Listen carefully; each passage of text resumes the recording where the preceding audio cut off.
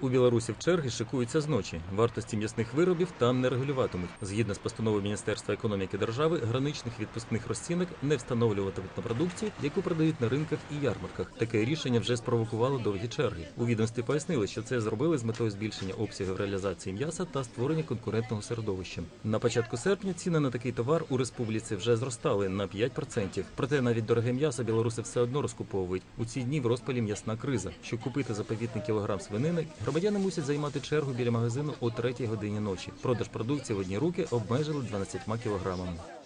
Потому что обманывают. Говорят, что во всех магазинах, а в магазинах ничего нет. Мясникович говорит, что везде есть мясо, но мяса нигде нет. Мэр Минска говорит, что мясо есть, все будет, а где оно будет? А на рынке, говорят, есть, но, правда, очень дорогое, да? На рынке? На рынке 50 тысяч килограмм. Вчера на город отправлено мясо больше.